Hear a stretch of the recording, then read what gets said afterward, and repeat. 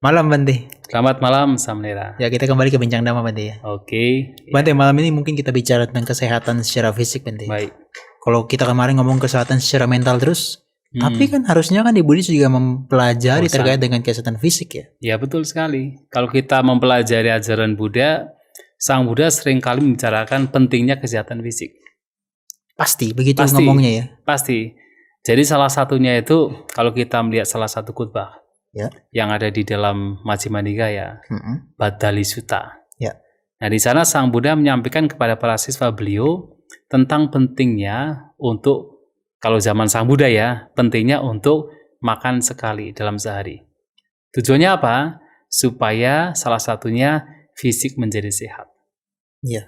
Nah, jadi selain sebenarnya kalau kita bicara makan gitu ya, selain sebenarnya makan satu kali sehari, atau dengan kata lain matanyutaca batasming, mengetahui ukuran makan itu adalah untuk spiritualitas. Nah, di situ juga adalah untuk kesehatan fisik. Karena memang kita tidak bisa memungkiri bahwasanya orang yang secara fisik sehat itu membantu sekali untuk perkembangan batin. Oh, ya. Jadi terkoneksi ya dua ini. Sangat terkoneksi. Oke. Karena secara umum kan sebenarnya batin kita itu sangat dipengaruhi oleh fisik. Secara umum, kalau fisik kita sakit, itu memudahkan sekali memunculkan kebencian, ketidaksukaan, ya kan? Karena secara fisik pun udah gak nyaman gitu ya? Tidak nyaman. Makanya kan ada satu kasus juga, itu terdapat dalam salah satu khutbah, itu Samyutta Nikaya. Itu ada seorang Bante, yang beliau itu mengeluh, biasa sudah mencapai pencapaian jhana. Tetapi karena fisiknya sakit, tidak bisa memasuki jhana. Nah, ini kan dari peristiwa tersebut kita bisa melihat bahwasanya ternyata orang yang secara fisik sakit itu juga sulit untuk mencapai jhana seperti Bante tadi. Jadi sudah terbiasa mencapai jhana karena gara-gara fisiknya sakit sehingga tidak bisa memasuki jhana. Ya hanya saja kan kemudian Sang Buddha datang menemui siswanya itu, kemudian mengatakan untuk tidak usah khawatir tentang jhana kan. Yang terpenting silanya tidak ada yang dikhawatirkan, tidak ada disesalkan berkenaan dengan sila. Nah, tetapi di sini yang menjadi poin adalah ternyata fisik mempengaruhi kondisi batin. Iya. Dan ini juga yang menjadi satu hal ketika Sang Buddha masih sebagai seorang bodhisattva. Di Arya Pariyasana Sutta ya? Arya Pariyasana Sutta, kemudian juga di Mahasacaka Sutta. Tadi saya sudah sebutkan di Mahasihanara Sutta mungkin ya. Betul juga. Jadi yang praktek keras. Kemudian sampai berbagai macam penyiksaan diri itu dipraktikkan lebih keras dari lainnya, dan tubuhnya menjadi sakit-sakitan. Dan tidak menemukan pencerahan. Dan tidak membawa pada pencerahan. Makanya dalam Mahasacaka Sutta kan kemudian beliau merenung kan, mengingat kembali peristiwa ketika masih berumur di bawah pohon jambu ketika masih kecil, berumur 7 tahun ya. Berumur 7 tahun. Ketika waktu itu ya sebagai seorang pangeran kecil dibawa oleh orang tuanya untuk mengikuti sebuah perayaan membaca, menanam padi sebenarnya. Nah, pangeran kecil ini Siddhartha yang kemudian menjadi sebagai bodhisattva, akhirnya menjadi Buddha, itu duduk di bawah pohon bodhi, bahkan bawah pohon jambu maksudnya. Nah, di sana ternyata mencapai pencapaian jhana, jhana pertama. Kemudian ketika mempraktikkan penyiksaan diri, ingat dengan peristiwa tersebut, kemudian berpikir, apakah ini sebagai jalan yang membawa kepada pencerahan? Kemudian yakin bahwa ini adalah jalan yang membawa kepada pencerahan. Tetapi karena di jhana itu kan kesenangannya bukan kesenangan indera. Bukan kesenangan justru indera. Bebas dari kesenangan indera. Betul. Awalnya memang beliau itu kan berpikir bahwasanya pembebasan, pencerahan itu tidak mungkin dicapai dengan bahagia. Ya, harus menderita. Makanya mempraktikkan penyiksaan diri. Tetapi kemudian dipikir lagi bahwasanya ketika mencapai jhana itu bukan kebahagiaan, kesenangan indera. Justru kebahagiaan yang muncul ketika orang bebas dari kesenangan indrawi. Kemudian berpikir, apakah ini jalan yang membawa kepada pencerahan? Yakin. Tetapi kemudian merenung lagi. Tapi untuk bisa mencapai pencapaian jana tersebut dengan kondisi fisik yang pada waktu itu sedemikian menderita, kurus kering, kurang nutrisi, itu sangat sulit, bahkan mustahil. Makanya kan beliau kemudian kembali mempraktikkan kehidupan di mana tidak mempraktikkan penyiksaan atau katakan praktik yang ekstrim, penyiksaan diri, kembali mengkonsumsi makanan. Tetapi tentu bukan makan berlebihan. Karena kan pada akhirnya kan makanan pun juga kalau berlebihan juga tidak baik. Maka Sang Buddha kemudian mengajarkan, dan ketika kemudian beliau mencapai kebudaan, mengajarkan bahwa baik untuk mengetahui ukuran di dalam makan. Mata nyuta cak batasming.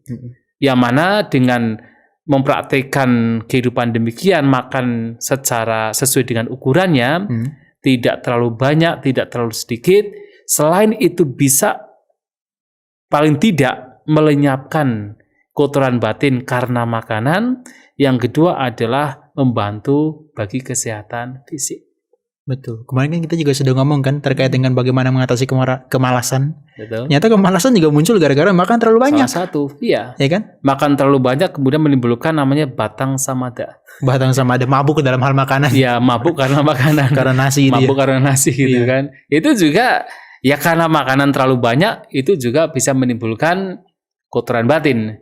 Tapi kalau tidak makan sama sekali atau kurang nutrisi, juga menimbulkan sakit yang membawa kepada secara umum, membawa kepada pikiran yang buruk.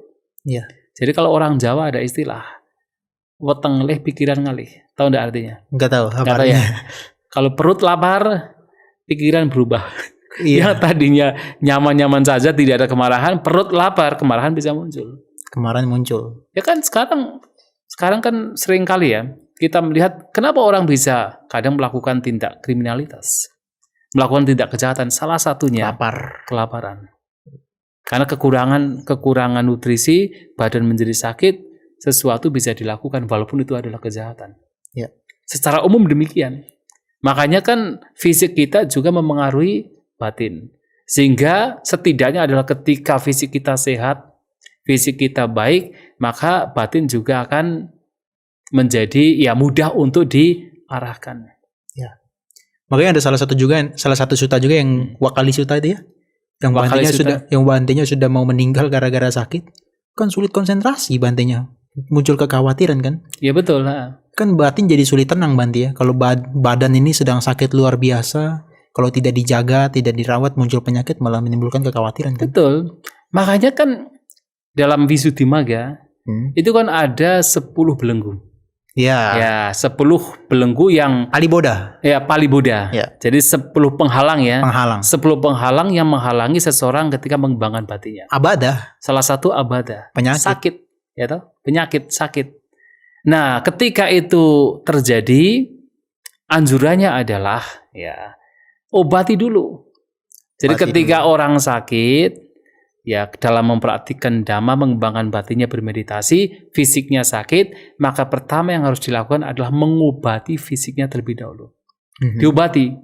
Makanya kan salah satu kebutuhan pokok dari seorang biku, seorang samanera, bisa aja ya. Bisa saja. Obat-obatan. Bahkan tidak hanya para biku samanera.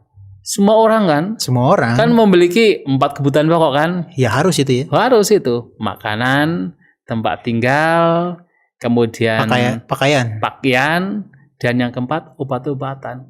Nah, obat-obatan ini menjadi salah satu hal penting bahkan di dalam ajaran Buddha.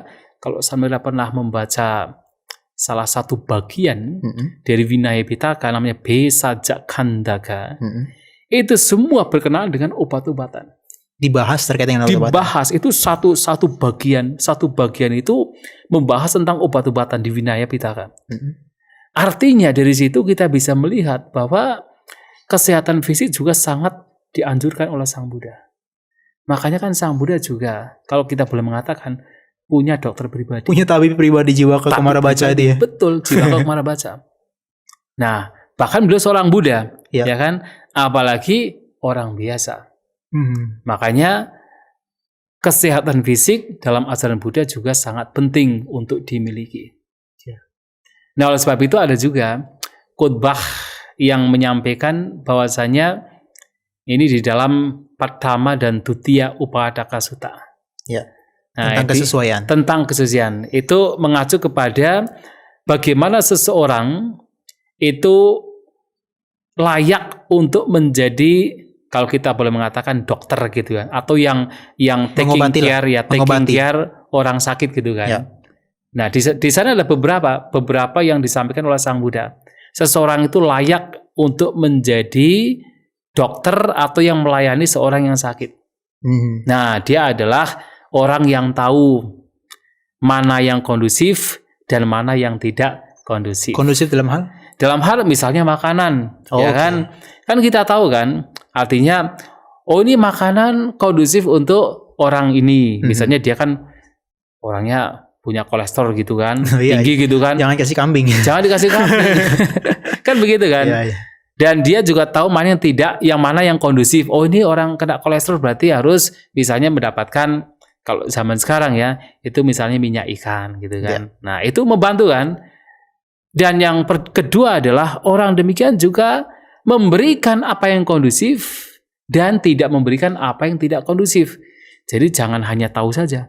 Iya. Nah, tetapi juga memberikan apa yang kondusif dan tidak memberikan apa yang tidak kondusif. Sebagai preventif ya? Sebagai preventif.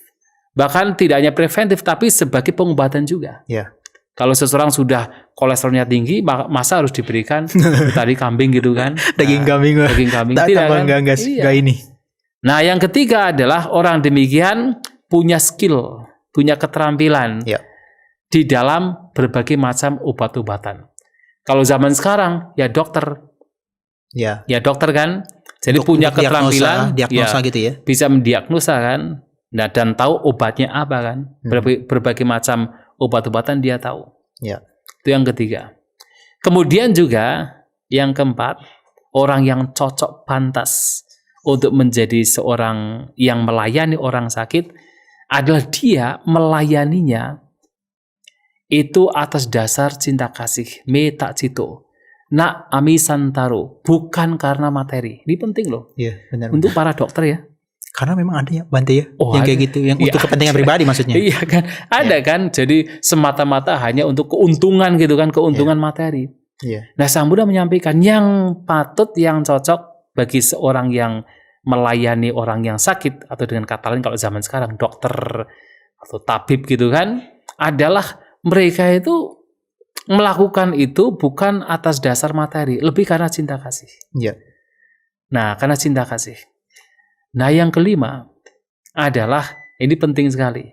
Ternyata sebagai seorang yang memang melayani orang yang sakit adalah juga anjurannya adalah orang yang bisa memberikan motivasi. Untuk? Motivasi terhadap orang yang sakit dengan kata-kata dhamma. Atau dengan kata lain adalah dengan kata-kata yang bermanfaat. Ya, jangan orang udah sakit, udah kritis, udah bentar lagi mati. Itu kan begitu kan? Iya makanya. Iya. Tetapi kan harus diberi motivasi kan? Iya. Diberi motivasi kan? Bahwa pasti bisa gitu kan? Iya. Atau misalnya kalau secara Buddhis kan bisa memberikan perlindungan. Sudahlah, pokoknya berpikir yang baik-baik, yang tenang-tenang saja. Ingat kebajikan-kebajikan yang telah dilakukan. Iya. Kalaupun kemudian terasa melihat orang demikian yang mungkin sakit, ya udahlah, ingat tentang anicca, itulah hidup, memang tidak kekal. Sakit itu pasti datang. Nah, bisa memberikan motivasi kepada orang demikian. Nah, orang yang demikian ini adalah layak, patut untuk menjadi seorang upadaka, gilana upadaka. Jadi orang yang melayani orang yang sakit, dengan kata lainnya seperti dokter. Kalau yang kelima tadi mungkin bisa disebut sekarang tuh palliative care, Bante. Jadi ada palliative care secara medis tuh. Jadi orang itu dibekali dengan ilmu seperti paliatifnya itu. Ya, betul. Jadi misalnya kalau orang sudah dalam konteks misalnya dia didiagnosa nih kena kanker, ya itu nggak harus langsung disampaikan. Bisa disampaikan ke keluarga, tapi kemudian juga nanti disampaikan secara pelan-pelan. Enggak kemudian habis diagnosa kanker, kamu kena kanker. Wah, iya tuh.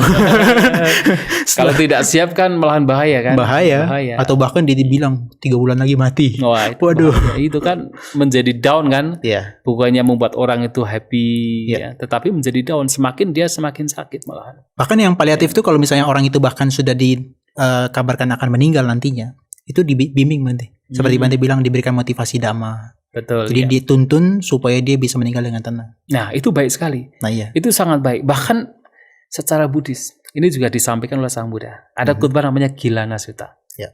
Kalau kita melihat dari kata gilana kan orang sakit kan. Iya. Khotbah tentang orang sakit. Iya. Nah, Sang Buddha menyampaikan begini. Ketika ada seorang biku yang sedang sakit.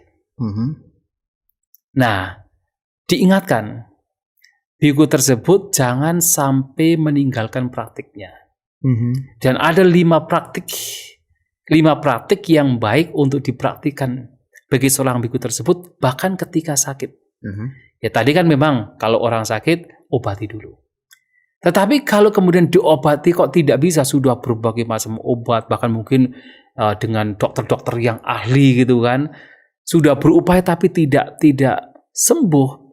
Kan seperti dalam Visuddhimagga kan juga dikatakan, yang dalam 10 penghalang itu, ya sudah tetap melanjutkan praktiknya. Iya, oke. Dengan mengatakan, saya tidak mau diperbudak dengan rasa sakit. Betul. Tetap melanjutkan praktiknya. Ya. Nah, Sang Buddha dalam Gilana Sutta ini menyampaikan, kalau seorang biku sakit, atau dengan kata lainnya siapapun ketika sakit, jangan meninggalkan praktiknya.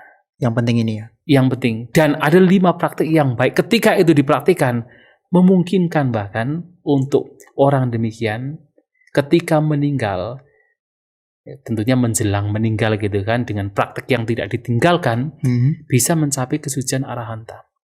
Dan bahkan kalau tidak arahanta ya anagami. Nah itu luar biasa sekali, bahkan ketika orang sakit. Nah, yang pertama adalah selalu merenungkan asubha. Asubha nupasi viharati. Ketidakmenarikan dari tubuh ini ya. Ketidakmenarikan dari tubuh. Karena mau tidak mau ya, kalau kita bicara tentang kesehatan fisik memang penting, tetapi kan juga namanya fisik pasti akan mengalami sakit kan. Ya. Namanya fisik pasti nanti akan mengalami kematian kan. Tidak bisa dihindari kan. Iya. Nah, sehingga ketika itu terjadi, ya mau bagaimana lagi? Tetap berusaha untuk menjaga batinnya. Dengan salah satu caranya adalah asubha nupasi viharati. Berdiam merenungkan ketidakmenarikan tubuh. Itu yang pertama. Yang kedua, ahari padikulasani. Oh, yang seperti kita waktu itu jelaskan ya. Betul. Persepsi tentang tidak menyenangkan dari makanan. Ya, jadi melihat makanan sebagai menjijikan. Ya. Ya, tidak indah juga. Seperti tubuh juga asubha. Ya. Nah, yang ketiga adalah sabba loke anicasanya. Wow, semua dunia ini adalah tidak kekal. Tidak kekal. Jadi melihat memang tidak ada satu pun yang kekal di dunia ini. Bahkan tubuh kita nggak bisa dipertahankan. Tubuh ini juga tidak kekal. Nah, itu juga penting. Kenapa? Untuk supaya kemelekatan terhadap tubuh juga tidak ada di sana. Karena kan menyebabkan kita tambah sakit ketika fisik kita sakit. Ya. Kan kemelekatan terhadap tubuh kan. Oh iya, oke. Ya kan? Ya. Tapi kalau kita melihat dari sisi menjijikannya, melihat dari sisi bahwa makanan yang menopang tubuh ini juga sebenarnya tidak menarik juga kan. Kemudian melihat bahwa tubuh ini juga termasuk apapun yang ada di alam semesta itu sifatnya tidak kekal, termasuk tubuh ini. Melihat itu sebagai kewajaran kan ketika sakit muncul. Ya. Nah, ini juga hal yang penting untuk dilakukan. Dan selanjutnya adalah juga sabba loke anabirati. Oke. Ini juga satu praktek yang sangat baik. Ya. Yaitu adalah melihat atau katakan memunculkan ketidaknafsuan. Ya, ketidaknafsuan, ketidaktertarikan terhadap apapun. Nah, ini juga baik untuk dipraktikkan. Nah, kalau hal-hal ini dipraktikkan bahkan ketika orang sakit dan itu tidak ditinggalkan, bisa membawa kepada pencapaian. 5, last one yang terakhir Bante. Itu tentang anatta. Oh. Jadi melihat bahwa tidak ada self, tidak ada diri. Itu langsung bisa membimbing orang ke anagami ya, minimal. Minimal anagami. Dan bisa mencapai arahat. Dan yang kelima ini sebenarnya berkaitan dengan yaitu apa yang disampaikan Sang Buddha kepada Anathapindika. Oh, ketika mau meninggal ya? Ketika Anathapindika itu sakit. Ya. Ya, jadi kan ceritanya kan ketika beliau sakit-sakitan, kemudian datang kan, bukan Anathapindika. Sariputta. Nakulapita. Kemudian Iya. Kalau Bante Sariputta kan yang menyampaikan kepada Anathapindika. Oh, berarti Anathapindika, bukan Akulapita. Anathapindika. Pertama itu adalah Anathapindika datang kepada Sang Buddha. Ya kan? Jadi Sang Buddha bertanya tentang sakitnya kan, tetapi dia itu mengatakan sakitnya tambah parah gitu. Tambah parah. Ya, tambah parah kan. Nah, akhirnya Sang Buddha memberikan nasihat. Nasihatnya adalah cobalah renungkan dan praktikkan. Walaupun badan saya sakit, tapi batin saya tidak ikut sakit. Ya kan? Kemudian dia merasa bahagia kan? Walaupun badannya sakit, tapi dia merasa bahagia karena mendapatkan nasihat dari Sang Buddha. Nah, di perjalanan bertemu dengan Bante Sariputta. Dijelaskan terkait dengan Abhidhamma kan? Iya, jadi secara rinci lah pokoknya. Iya, tentang non-self. Jadi anatta ya. Anatta. Jadi ketika Bante Sariputta itu melihat Anathapindika dengan wajah yang cerah, kemudian bertanya, "Loh, kok wajahnya cerah, ada apa?" Ya, tadi saya mendapatkan ini nasihat dari Sang Buddha. Oh, nasihatnya apa? Nasihatnya adalah walaupun badan sakit tapi batin tidak ikut sakit. Terus, tapi apakah kamu tahu artinya? Nah, Bante Sariputta bertanya, apakah kamu tahu artinya? Itulah kenapa saya datang kepada Bante untuk menjelaskan. Ada maunya. Ada maunya juga kan. Ya, kemudian Bante Sariputta menjelaskan. Jadi yang dimaksud dengan pertama adalah ada orang yang badannya sakit dan pikirannya juga ikut sakit. Adalah orang yang sakit kemudian batinnya itu masih menganggap ada self. Apakah menganggap bahwa diri adalah self atau perasaan adalah self diri, menganggap apakah sanya sangkara vinyan adalah self. Itu artinya adalah fisik sakit, pikiran juga sakit. Karena bayangkan, sebenarnya ketika kita badan kita sakit dan kita bertambah sakit, itu karena masih ada anggapan bahwa ada diri. Ya kan? Ketika ada anggapan ada diri, itu tambah sakit loh. Wah, diriku sakit. Kenapa fisikku sakit? Kan begitu kan? Seperti orang yang terpanah, dia cari sampai tertusuk 2 kali kan akhirnya. Betul. Oleh anak panah itu kan. Betul. Jadi kalau orang fisiknya sakit kan 1 anak panah. Iya. Tapi kalau kemudian pikirannya ikut sakit 2 panah.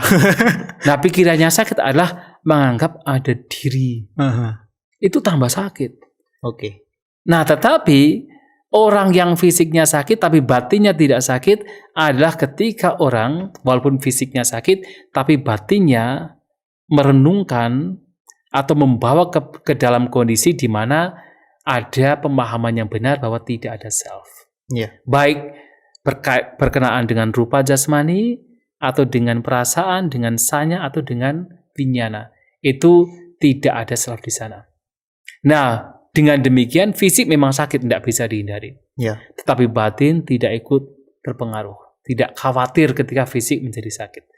Dan ini juga membawa kepada pembebasan. Makanya ada satu cerita juga, seorang biku yang ketika berpuasa menghabiskan musim hujan di hutan, ternyata diterkam harimau. Pernah ingat kan ceritanya?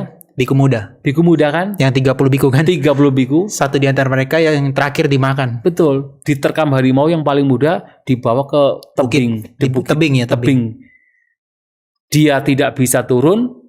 Yang bawah nggak bisa naik. Yang bawah tidak bisa naik. Tapi harimau bisa bawa dia harimau atas. Harimau sudah membawa, sudah pasti mati kan? Mati. Bahkan sampai digigit jantungnya kan? Betul. Nah, awalnya kan khawatir juga kan. Bayangan kita pun juga sama pasti ya. Pastilah. Tinggal jantungnya aja. Bentar lagi bahkan mati. Sebelum jantungnya, bahkan ketika sudah menerkam, sudah mulai makan, khawatir kan? Pasti mati kan? Pasti mati. Nah, awalnya khawatir Bante ini. Tapi kemudian ingat dengan kata-kata Sang Buddha.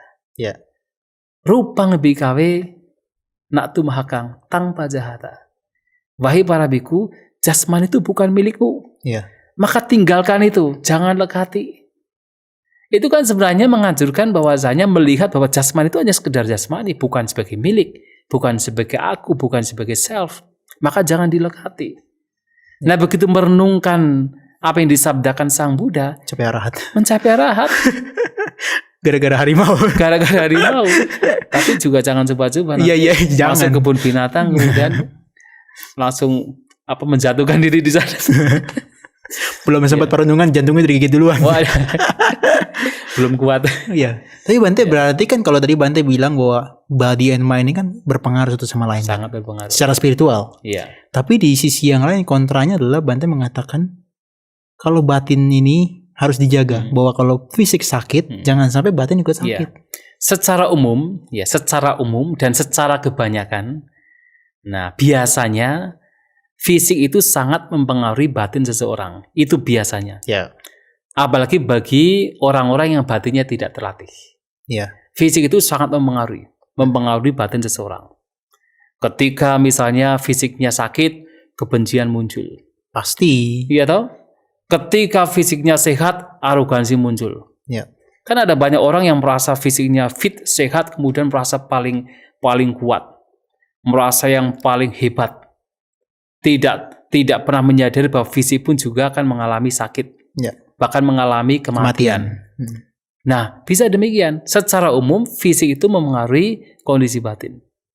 Nah, makanya sebelum fisik ini katakan hancur, mengalami sakit, atau ketika sakit, ya mengupayakanlah. Karena batin belum terlatih benar, belum mencapai kesucian, ya tetap mengupayakan agar fisik ini menjadi sehat. Karena dengan fisik sehat, juga membantu seseorang dalam praktik dhamma. Dengan fisik sehat, nah seseorang juga bisa meditasi dengan lebih baik. Ya bayangkan kalau misalnya fisik sakit gitu kan, kita duduk saja sudah nggak bisa. Ya kan? Tetapi kalau fisik sehat paling tidak ini membantu. Tetapi ketika suatu saat fisik memang sakit, ya tetap saja sebagai seorang praktisi dhamma tetap mempraktikkan dhamma. Jangan diperbudak oleh rasa sakit. Ya. Tetapi bukan berarti ketika sakit kemudian tidak diobati, tetap diobati. Orang bijaksana pasti mengobati. Sang Buddha saja sebagai seorang Buddha pun masih menggunakan obat untuk mengatasi rasa sakit. Apalagi kita. Ya. Nah, tetapi kalau kemudian sakitnya tidak bisa sembuh, ya tetap kita harus melanjutkan praktek kita. Tidak diperbudak oleh sakit. Karena kita pun juga tahu, sakit tidak bisa dihindari oleh siapapun. Sakit fisik tidak bisa dihindari. Oke. Nah, itu yang harus kita lakukan. Berarti satu lagi yang mungkin ini adalah terakhir ya, kontra ya. Kan kalau orang nih mengatakan, di Buddha Dhamma itu kan mengajarkan ketidakmelekatan. Anatta tadi. Iya. Rupang bikhawe natumhakan kan. Tang pajahata kan. Bukan milik kita kan. Nah, orang yang sudah maju spiritualnya, dia berpikir, kok melekat. Akhirnya dia nggak merawat secara fisiknya. Nggak mandi. Kemudian makan ya sejadi-jadinya. Kemudian nggak didandani dan seterusnya. Maka kalau misalnya pergi ke undangan misalnya, ya udah sejadi-jadinya. Nah kalau kayak gitu kan jadinya kan akhirnya kan tadi seperti Bante bilang. Itu tidak bijaksana. Selain tidak bijaksana menimbulkan ketidaknyamanan kan. Betul, itu tidak bijaksana. Badan bau gimana dia bisa bermeditasi dengan nyaman kan. Betul. Jadi Sang Buddha itu mengatakan demikian juga atas dasar kebijaksanaan. Oh iya pasti. Ya artinya kan kenapa harus tidak dilekati? Kenapa? Kemelekatan itu adalah penderitaan. Nah tetapi bukan berarti kemudian seseorang tidak merawat tubuh. Karena tubuh pun juga sangat-sangat membantu. Ya. Sangat membantu seseorang dalam praktik dhamma. Ya seseorang kan bisa mempraktikkan dhamma dengan baik, mengembangkan batinnya dengan baik kan salah satunya karena jasmani kan. Betul. Ya kan misalnya salah satu contohnya kan ya dalam kita bermeditasi kan salah satu kan kayanupasana kan. Ya. Jadi perundungan terhadap jasmani, memperhatikan jasmani. Nah tetapi di sini memperhatikan jasmani bukan berarti jasmani yang kotor. Ya tetap jasmani yang dipelihara dengan baik. Ya kan? Iya. Diberikan kesehatan juga kan. Supaya apa? Supaya mendukung ketika seseorang bermeditasi. Gampangnya kalau orang misalnya meditasi kayak nupasana gitu ya, perhatikan terhadap jasmani. Perhatikan napas masuk keluar. Kalau dia pilek, udah mengganggu loh itu. Iya mengganggu sekali. Iya. Ya kan? Betul. Masuk kok nggak keluar. Ya harus diobati dulu kan. Ya kan harus diobati dulu. Betul. Jadi fisik itu menjadi penopang bagi kita mempraktikkan dhamma. Oke. Maka kan ini juga menarik sekali. Sang Buddha itu terkadang dengan para biku muda itu sangat mengapresiasi. Terkait? Kenapa? Ya, suatu kali kan seperti ada Bante Anuruddha, Bante Ananda. Mereka itu masih muda-muda menjadi seorang biku. Nah, Sang Buddha sangat mengapresiasi. Mengapresiasi karena kalian masih muda, masih sehat, rambutnya masih hitam, tapi sudah menjadi biku. Kenapa diapresiasi? Karena itu sulit ketika masih muda menjadi biku. Ya. Dan diapresiasi juga yang kedua karena dengan kesehatan fisik yang dimiliki itu memudahkan orang demikian untuk praktek dhamma. Karena nanti ketika ketuaan sudah terjadi itu lebih sulit untuk mempraktikkan dhamma. Maka begitu masih muda kok menjadi seorang biku itu diapresiasi oleh Sang Buddha. Iya. Walaupun ketika sudah tua juga tidak ada larangan, tetapi muda ini lebih diapresiasi. Ya. Nah ketika tua, karena apa? Lebih sulit untuk mempraktikkan dhamma. Kalau yang tua itu mungkin special case lah ya, kayak Bante Bakula itu kan. 80 jadi 160 kan. Betul. Itu special case lah. Bante Bakula, Bante Radha itu kan. Yang umur 80 tahun menjadi biku mencapai kesucian arahanta. Special case. Special case. Tapi kebanyakan yang Sang Buddha apresiasi itu ketika masih muda. Ya, sudah tua itu lebih sulit secara fisik untuk mempraktikkan dhamma. Untuk duduk meditasi suruh duduk di lantai, aduh nggak kuat. Betul. Makanya ada perundungan juga kan. Ada perundungan dari Sang Buddha begini. Bahwasanya sebelum kita mengalami paceklik, ya ketika kita sekarang masih dalam hidup di mana kondisi masyarakat, kondisi tempat kita tinggal itu masih makmur, praktikkan dhamma sebaik-baiknya. Karena nanti ketika paceklik, sulit mendapatkan makanan, juga sulit mempraktikkan dhamma. Kesempatannya ya? Iya, itu salah satunya. Yang mana ketika paceklik, kekurangan makan. Bagaimana kita bisa fokus dengan praktik meditasi kan? Iya. Itu paceklik. Yang kedua, ketika kita masih sehat. Praktikkan dhamma dengan sebaik-baiknya. Itu perenungan juga. Karena nanti ketika sakit lebih sulit. Nah, ini. Kemudian ketika kita masih muda, praktikkan dhamma dengan sebaik-baiknya. Karena nanti ketika kita sudah tua, lebih sulit. Ya. Nah, 3 hal ini menjadi perenungan yang harus direnungkan oleh siapapun yang mempraktikkan dhamma. Yang pada waktu itu Sang Buddha memang memberikan nasihat kepada para biku. Jadi ketika masih dalam kondisi makmur, mendapatkan makanan dengan mudah, itu praktikkan dhamma dengan baik. Karena begitu ada paceklik, sulit untuk praktik dhamma. Perut lapar, sulit. Ketika masih muda, praktikkan dhamma dengan baik. Karena begitu sudah tua, lebih sulit. Dan ketika masih sehat, praktikkan dhamma dengan baik. Karena begitu kita sakit, lebih sulit untuk praktik dhamma. Oke, itu harus direnungkan sih. Nah, artinya fisik sehat itu sangat penting. Sangat penting untuk kita jaga, kita pelihara, agar juga membantu bagi perkembangan batin atau praktek dhamma. Tapi nanti ketika memang fisik sudah sakit dan tidak bisa disembuhkan, jangan sampai diperbudak. Jangan sampai diperbudak oleh sakit itu. Tetap mempraktikkan dhamma. Itu adalah anjuran Sang Buddha. Oke, berarti sampai saat ini kalau kita dapat simpulkan, berarti Sang Buddha sangat menganjurkan seseorang untuk menjaga fisiknya ya? Sangat menganjurkan. Supaya bisa sustainable dan dia bisa mempraktikkan spiritualnya lebih lanjut lagi ya? Betul, sangat menganjurkan. Dari berbagai khotbah beliau Sang Buddha sangat menganjurkan para siswanya menjaga kesehatan fisik. Oke Bante. Ya. Terima kasih Bante. Baik. Kita udah cukup untuk pembahasan terkait dengan kesehatan. Baik, ya terima kasih.